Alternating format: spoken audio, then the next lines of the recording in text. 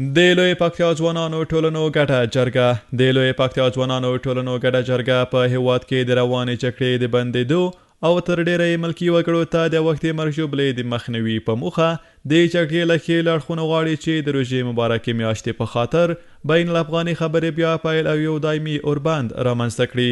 نو د خلکو ولسونو غوښتنو ته د لوی پکتیا د ځوانانو ټولنو ګډه جرګه د جګړې په ښکیلو خواو باندې غږ کوي چې د روژې د مبارکې میاشت په مناسبت د ولسونو دغه رسا غږ ته دوی لبیک وایي.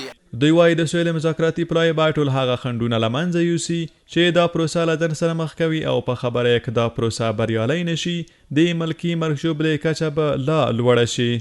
نو هر څومره چې د سولې مذاکراتي ناستې ځنډېږي په همدغه ډول سره موږ او تاسې تلفات ګیراب زیاتیږي. نو که چیرې موږ او تاسې په خپلو زامنو په خپلو بچیانو په خپلو ورونو او خویندو باندې رحم وکړو باید د سولې د مذاکراتو لپاره زر تر زره هغه خنډ او ځنډ سره چې موږ او تاسې مواجه یو هغه باید له منځه یوسو او سولې مذاکراتي پروسې ته زر تر زره اقدام وکړو.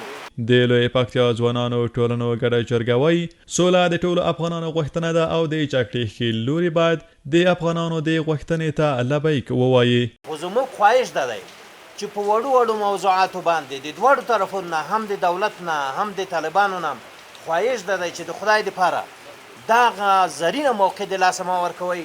ټول افغانان یو، تاسې هم افغانان یې د سولې ته لکه څنګه چې عام ولس ضرورت لري تاسې هم ضرورت لرئ. دا موقع د لاسه مه ورکوئ. خبرې باید ونه ځنډېږي، په موقع سره باید خبرې وشي او نتیجه افغانان وویني. د دوی په خبره د سولې لپاره د هیواد دننه او په نړیواله کچه یو طلایي فرصت رامنځته شوی چې د جګړې ښکېلې خوا باید له دې فرصت ښه استفاده وکړي او په خبره یې که خدای مه کړه دا فرصت له لاسه ووځي یوه بشري فاجعه به رامنځته شي. ګورې دا یو لوی چانس ده. امریکایانو په اول ځل کې دغه نن چې دغه صلح دوی پیشنهاد کړی دی او دوی غواړي دا موږ افغانانو لپاره یو ښه چانس ده او د دې باید چې طرفدار اوسېږو. که چیرې موږ د تاسې د دې طرفدار ونه اوسېږو او دا صلح رانه شي ذاتي دا ملت بیچاره یعنی هره ورځ تاسې وینئ لا 10 50 50 کسان شهیدان کیږي، مړه کیږي.